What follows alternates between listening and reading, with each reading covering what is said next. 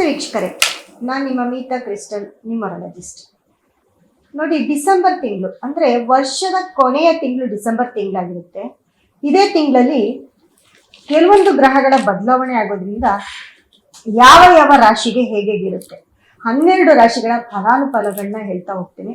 ಮತ್ತೆ ಅದಕ್ಕೆ ನೀವು ಯಾವ ರೀತಿ ಪರಿಹಾರ ಮಾಡ್ಕೊಳ್ಬೇಕು ಅನ್ನೋದು ಕೂಡ ಹೇಳ್ತಾ ಹೋಗ್ತೀನಿ.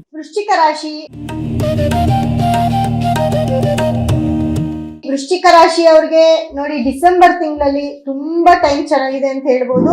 ಜೊತೆಗೆ ಏನಪ್ಪಾ ಅಂತಂದ್ರೆ, ಇಷ್ಟು ದಿನ ವೃಶ್ಚಿಕ ರಾಶಿಯವ್ರಿಗೆ ಗುರುವಿನ ದೃಷ್ಟಿ ಬೀಳ್ತಾಯಿತ್ತು, ಐದನೇ ದೃಷ್ಟಿ.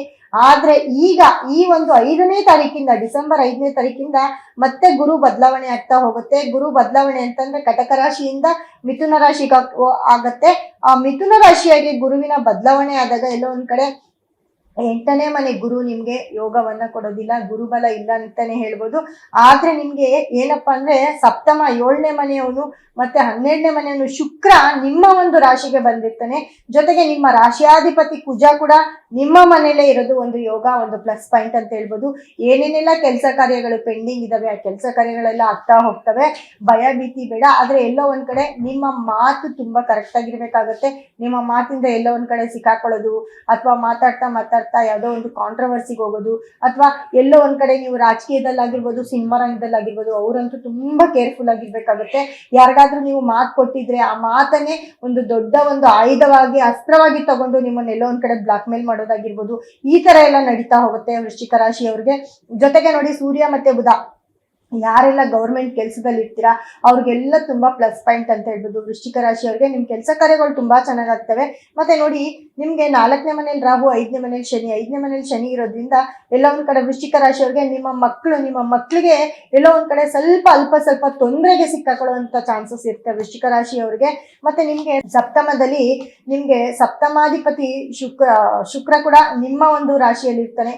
ಅದು ನಿಮ್ಗೆ ಪ್ಲಸ್ ಪಾಯಿಂಟ್ ಅಂತ ಹೇಳ್ಬೋದು. ನಿಮ್ಮ ಪಾರ್ಟ್ನರ್ ಇಂದಾಗಿರ್ಬೋದು, ಅಥವಾ ನಿಮ್ಮ ಹೆಂಡತಿ ಅಥವಾ ಗಂಡ ಆಗಿರ್ಬೋದು, ಇವರಿಂದ ತುಂಬಾ ನಿಮ್ಗೆ ಲಾಭವನ್ನ ತಂದ್ಕೊಡುವಂತ ತಿಂಗಳು ಇದಾಗಿರುತ್ತೆ. ಜೊತೆಗೆ ನಿಮ್ಗೆ ನೋಡಿ, 24ರ ನಂತರ ನಿಮ್ಮ ರಾಶ್ಯಾಧಿಪತಿ ಕುಜ ಮತ್ತೆ ಸೂರ್ಯ ಮತ್ತೆ ಬುಧ ಶುಕ್ರ ಇಷ್ಟೂ ಜನ ಬಂದು ನಿಮ್ಗೆ 2ನೇ ಮನೆ ಧನಸ್ಥಾನಕ್ಕೆ ಹೋಗ್ತಾರೆ. ಧನಸ್ಥಾನಕ್ಕೆ ಅವರು ಚೇಂಜ್ ಆಗೋದ್ರಿಂದ ಧನುರಾಶಿಗೆ ಬರೋದ್ರಿಂದ ಅಲ್ಲಿ ನಿಮ್ಗೆ ಗುರುವಿನ ದೃಷ್ಟಿ ಬೀಳುತ್ತೆ. ಮತ್ತೆ ರಾಶಿಯಾಧಿಪತಿ ಶುಕ್ರನ ಮೇಲೆ ಕುಜನ ಮೇಲೆ ಗುರುವಿನ ದೃಷ್ಟಿ, ಮತ್ತೆ ಶನಿಯ 10ನೇ ದೃಷ್ಟಿ ಬೀಳೋದ್ರಿಂದ ನಿಮ್ಮ ಕೆಲಸ ಕಾರ್ಯಗಳೆಲ್ಲ ತುಂಬಾ ಚೆನ್ನಾಗಾಗ್ತವೆ. ಆದ್ರೆ ಎಲ್ಲೋ ಒಂದ್ ಕಡೆ ನಿಮ್ಗೆ ಯಾರಾದ್ರೂ ತುಂಬಾ ನಿಮಗ್ ಬೇಕಾಗಿರೋರು ನಿಮ್ಮ ಆಪ್ತರಿಂದ ತುಂಬಾ ತೊಂದರೆ ಕೊಡೋದು ಅಥವಾ ಮೋಸ ಹೋಗೋ ಚಾನ್ಸಸ್ ಜಾಸ್ತಿ ಇರುತ್ತೆ. ಯಾಕಂದ್ರೆ ನಿಮ್ಗೆ 12ನೇ ಮನೆ ಅಂದ್ರೆ ತುಲಾ ರಾಶಿ 12ನೇ ಮನೆ ಅಧಿಪತಿ ಶುಕ್ರ ಕೂಡ ನಿಮ್ಗೆ 2ನೇ ಮನೆಗೆ ಹೋಗಿರ್ತಾರೆ. ಅಲ್ಲಿ ಎಲ್ಲೋ ಒಂದ್ ಕಡೆ ಶನಿ ದೃಷ್ಟಿ ಬೀಳ್ತಾ ಇದೆಯಲ್ಲ, ಅದರಿಂದ ಕೂಡ ಎಲ್ಲೋ ಒಂದ್ ಕಡೆ ತೊಂದರೆಗೆ ಸಿಕ್ಕಾಕೊಳ್ಳುವಂತ ಚಾನ್ಸಸ್ ಇರುತ್ತೆ. ಆದ್ರೆ ಎಲ್ಲೋ ಒಂದ್ ಕಡೆ ಈ 4 ಗ್ರಹಗಳು ಒಟ್ಟಿಗೆ ಇದ್ದು ಆ 4 ಗ್ರಹಗಳು ನಿಮ್ಗೆ 50% ಸಪೋರ್ಟ್ ಮಾಡ್ತವೆ, 50% ನಿಮ್ಗೆ ಸ್ವಲ್ಪ ಅಶುಭ ಫಲಗಳನ್ನ ನೋಡ್ತೀರಾ ಅಂತ ಹೇಳ್ತಾ, ನೀವು ಮುಖ್ಯವಾಗಿ ಏನಪ್ಪಾ ಮಾಡ್ಕೊಳ್ಬೇಕು ಅಂತಂದ್ರೆ ನೋಡಿ, ನಿಮ್ಮ ರಾಶಿಯಾಧಿಪತಿ ಕುಜ ಆಗಿರೋದ್ರಿಂದ ನೀವು ಅಷ್ಟೇ ಕೆಂಪು ವಸ್ತ್ರವನ್ನ ಅತಿ ಹೆಚ್ಚು ಯೂಸ್ ಮಾಡ್ತಾ ಹೋಗಿ. ಕೆಂಪು ಬಣ್ಣದ ಬಟ್ಟೆ ಆಗಿರ್ಬೋದು, ಕೆಂಪು ವಸ್ತ್ರ ಏನಾದ್ರೂ ಸರಿ ನಿಮ್ಮ ಮೈ ಮೇಲೆ ಇರೋ ತರ ನೋಡ್ಕೊಳ್ತಾ ಹೋಗಿ. ಮತ್ತೆ ಸುಬ್ರಹ್ಮಣ್ಯನನ್ನ ಆರಾಧನೆ ಮಾಡಿ. ಆದ್ರೆ ಒಂದ್ಸತಿ ಪಳನಿ ಆಗಿರ್ಬೋದು, ತಿರುಚೆಂದೂರ್ ಆಗಿರ್ಬೋದು, ಒಂದು ಸತಿ ವಿಸಿಟ್ ಮಾಡಿ ಬನ್ನಿ, ತುಂಬಾ ಒಳ್ಳೇದಾಗುತ್ತೆ. ಮತ್ತೆ ನಿಮ್ಗೆ ತುಂಬಾ ದೃಷ್ಟಿ ಕೂಡ ಜಾಸ್ತಿ ಆಗ್ತಾ ಹೋಗುತ್ತೆ ವೃಶ್ಚಿಕ ರಾಶಿಯವರಿಗೆ. ನೀವು ಪ್ರತಿ ಮಂಗಳವಾರ ನಿಮ್ಮ ಮನೆಯಲ್ಲಿ ಒಂದು ನಿಂಬೆ ಹಣ್ಣಿನ ದೀಪ ಆಗಿರ್ಬೋದು, ಅಥವಾ ನಿಂಬೆ ಹಣ್ಣನ್ನ ನಿಮ್ಮ ಮನೆಯಲ್ಲಿ ದೃಷ್ಟಿ ತೆಗೆದು ನಿಮ್ಮ ಬಾಕಲಿಗೆ ಹೊಡೆಯೋದಾಗಿರ್ಬೋದು, ಕುಯ್ದಿಡೋದಾಗಿರ್ಬೋದು, ಇದನ್ನ ಮಾಡಿದ್ರೆ ಪ್ರತಿ ಮಂಗಳವಾರ ಇದನ್ನ ಮಾಡಿದ್ರೆ ತುಂಬಾ ಒಳ್ಳೇದಾಗುತ್ತೆ. ಅದ್ರಲ್ಲೂ ನೀವು ಬೆಳಗ್ಗೆನೆ ಮಂಗಳವಾರ ಕುಜ ಹೋರೆಯಲ್ಲಿ ನೀವು ದೀಪ ಹಚ್ಚಿದಾಗ, ನಿಮ್ಮ ಮನೆಯಲ್ಲಿ ಯಾವುದೇ ಒಂದು ದೀಪ ಹಚ್ಚಿದಾಗ ನಿಮ್ಗೆ ಆ ಟೈಮ್ ನಿಮ್ಗೆ ತುಂಬಾ ಪಾಸಿಟಿವ್ನ ತಂದ್ಕೊಡುತ್ತೆ, ತುಂಬಾ ಅದೃಷ್ಟವನ್ನ ಕೂಡ ತಂದ್ಕೊಡುತ್ತೆ.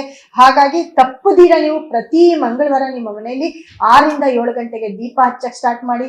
ಮತ್ತೆ ನಿಮ್ಮ ಮನೆಯಲ್ಲಿ ನಿಂಬೆಹಣ್ಣು, ಯಾವಾಗ್ಲೂ ನಿಮ್ಮ ಮನೆಯಲ್ಲಿ ನಿಂಬೆಹಣ್ಣು ಸ್ಟಾಕ್ ಇರೋ ತರ ಮಾಡಿ. ನಿಮ್ಗೊಂದ್ ಸ್ವಲ್ಪ ದೃಷ್ಟಿ ಆಗ್ತಿದೆ ಅಂದಿದ ತಕ್ಷಣ ಅದನ್ನ ನಿಲ್ಸಿ ನಿಮ್ಮ ಮನೆ ಬಾಕ್ಲಿಗೆ ಹೊಡಿತಾ ಇರಿ. ಅದು ನಿಮ್ಗೆ ಎಷ್ಟೋ ಪಾಸಿಟಿವ್ನ ತಂದ್ಕೊಡುತ್ತೆ ಅಂತ ಹೇಳ್ತಾ ಮುಂದಿನ ರಾಶಿ ಬಗ್ಗೆ ಮಾತಾಡೋಣ.